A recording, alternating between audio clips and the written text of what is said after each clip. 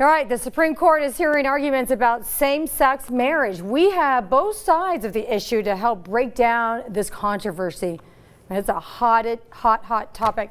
We welcome Charles Lamandry from the Freedom of Conscience Defense Fund and Laura Cotter, who's a civil rights attorney from the Clark Law Firm. Welcome, both of you. Thank you. Did I get the information right? Absolutely. Good. Thank you. Okay, so I'm women first. Sure. Okay. Laura, let's start with you and what your stance, how you're feeling about this whole Prop 8 situation. Well, my personal views aside, I just listened to the transcript of the hearing today before the Supreme Court, and it seems like the pro-Prop 8 people's argument is flawed because they're basing it on the fact that marriage is linked to procreation. Now, as we know, there must be a rational basis for denying people equal protection under the Constitution. And the main argument propounded by Mr. Cooper, the attorney there, was this is linked to procreation, that a man and woman can procreate and create a child, and therefore they fit within the proper definition of marriage. But as the justices pointed out, what about certain examples? What about the 55-year-olds who get married and are not likely going to have children? What about sterile couples? What about couples who decide they don't want to have children at all? It just doesn't seem like a rational basis for denying equal protection to gays and lesbians who want to be afforded equal protection under the laws. All right, Charles, what do you say? What is your rebuttal here? Of course, when we legislate, we do it for the general rule, not for the exception. The great majority of people that get married do have their own children. The latest statistic I saw was 90% of the married women have children. Now, obviously, people get married who are older or infertile. It tends to be the exception rather than the rule, but it doesn't change the principle that the purpose of marriage is not just to unite the couple together, but also with the children they bring into the world. And even if an infertile couple or an elder couple adopts a child, they're still going to be modeling both halves of humanity, men and women.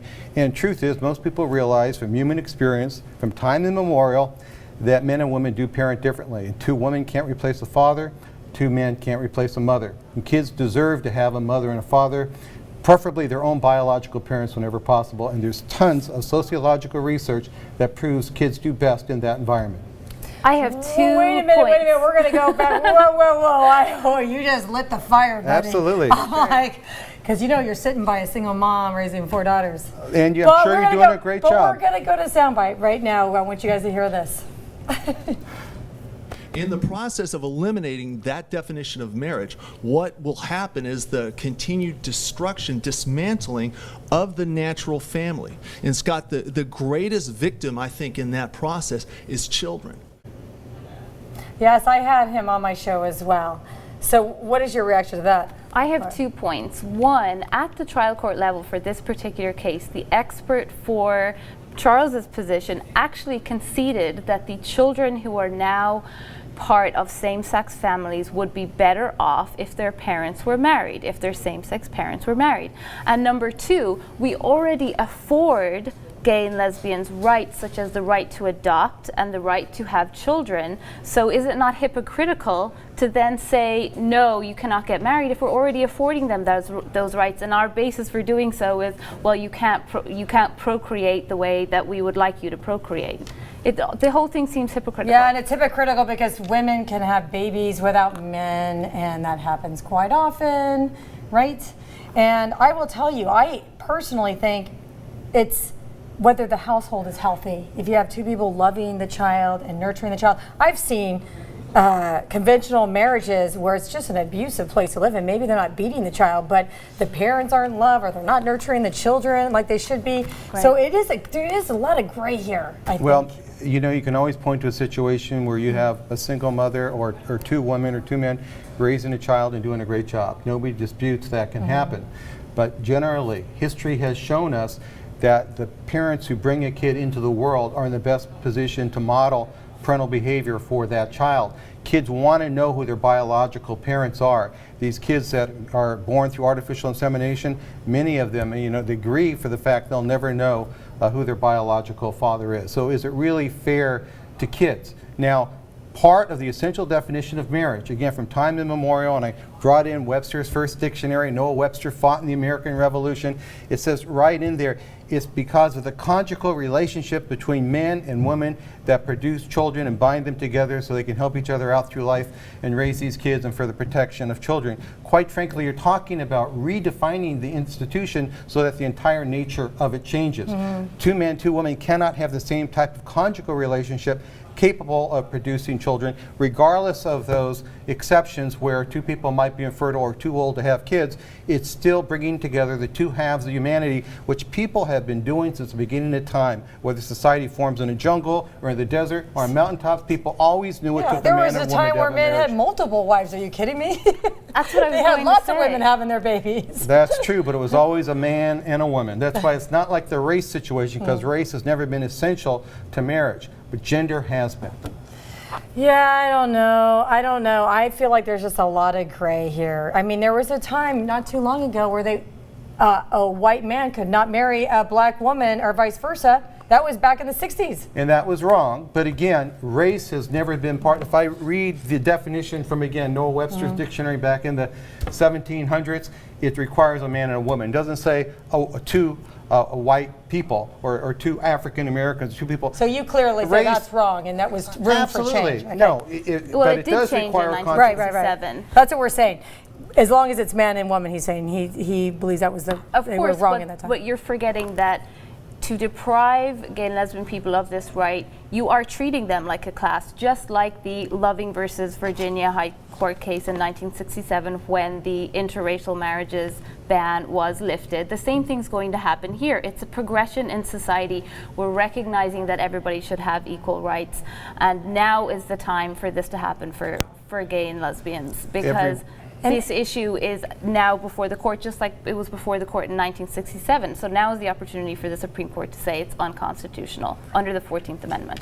Do you think, by the way, Charles and Laura, that is religion and state now being blurred with this instead of it being separated like it should be? What do you think, Well, Charles? people have strongly held religious beliefs. All major religions, again, across the globe, have always viewed traditional marriage as requiring a man and a woman. It's not discriminatory because you can treat different things differently. Again, same-sex couples don't have the procreative capacity to bring a child into the world that they're responsible for. That's why they're treated differently. But in California, we do give them all the same rights and benefits of marriage through domestic partnerships, which, by the way, when they got those rights in 2000, it made it perfectly clear they weren't looking for marriage, which is why the people turned around and said, just to be sure we're going to pass Prop 22. Then they struck that down saying, oh, you've given us all the rights but not the name, that's separate but equal, that's discrimination. So, they double-crossed us, basically, and they're using the fact they got all the rights of benefits to say that now it's discriminatory because we don't also have the name. But the fact is, marriage has always been understood to require a conjugal relationship. You're going to take that out of the component, something else. You can call a cat a dog, but you're not going to change the nature of the cat or the dog. And that's what they're trying to do here.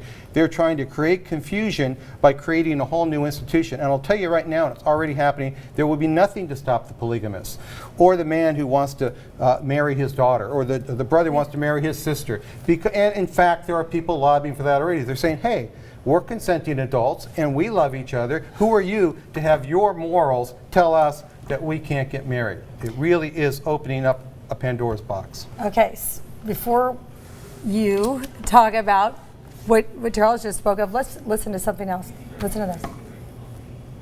Well, I think the definition of marriage is two people who love each other. And right now, this country is full of thousands and thousands of gay and lesbian couples who love each other and are raising children. And the protections for their children, for those families, does not exist under current law. And so what we are asking for as the LGBT community is simply the civil marriage, because we already have the right to religious marriage. The right to religious marriage is already protected for us. Okay. I want to know what you think about that, and then we'll go to you, Charles. Sure. Personally, I agree with the person who spoke earlier that it should be a union between two people that love each other. I am part of the millennial generation, aged 18 to 32, I won't say where I am on that scale. But polls have shown that 89% of that generation, and this crosses political parties into the Republican Party and it crosses into religion, they are pro-gay marriage because they recognize that this is an equality issue. I stand behind that, and I firmly believe that we should have that right. Why don't you talk about what Charles spoke of earlier? What is your rebuttal on that, even more so? Because there's legalities to being married that their partners aren't getting as well. Are you talking about federally or state-wise? Federally, state, both. If you're talking about the DOMA, the fact that if you're married in a state that allows marriage and then the federal DOMA now prohibits you from obtaining the benefits of that, there are negative consequences. Tax consequences, you don't get the same tax consequences as a couple a heterosexual couple. That's discrimination. Adopting a child, you're not automatically the parent like you are in a marriage. Well, you can adopt a child in California as a gay person. Of course, but I'm talking about the married. If a gay person married somebody, right? They're with that partner. That partner wouldn't automatically be the parent. Right. But if you're married, that's the other circumstance. That's the downside. What do you think about that? A couple quick points. One, what same-sex marriage does, it automatically and intentionally excludes one of the biological parents from the equation. We believe that's wrong. That's not what nature intended. That's not what the law recognizes. Two, adult emotional attachments are important, but it's not the basis for marriage. There's a lot of good relationships society wants to promote. A daughter taking care of her elderly mother, or two college friends, or whatever. But the reason why marriage gets the benefits, again, is because they want to encourage people to get married, to raise the children they bring in the world, to help produce good citizens for the next generation. As far as the polls go, we've won 31 state constitutional amendments. The only poll that matters is what happens when a person goes into the voting booth and how they vote. They say we were going to lose Prop 8 right up to the night of the election. The fact is, people don't even want to tell pollsters how they feel because they don't want to be accused of being racist and bigots. We have been branded by upholding the traditional standard of marriage by being people that are discriminatory, and even the Ninth Circuit said this is based on animus or hostility or hatred towards gays. That's ridiculous. The people on my side of the issue, by and large, have no hostility, want nothing but the best, and want our gay brothers and sisters to be happy, but they don't have the right to redefine marriage and change the nature of the most basic and fundamental institution of society. Laura? They cannot define the harm that they're speaking of. They cannot define the harm that it causes children of same-sex marriages, and that's my problem. And then they have had legal gay marriage in the Netherlands since 2000. The statistics that have come out of those countries do not show that there are any harm to children of these marriages. Just real quick, is it fear-based where they think the children will model the parents, that they don't want more gays? Is that where this is Oh, going? no. So- Again, men and women tend to parent differently.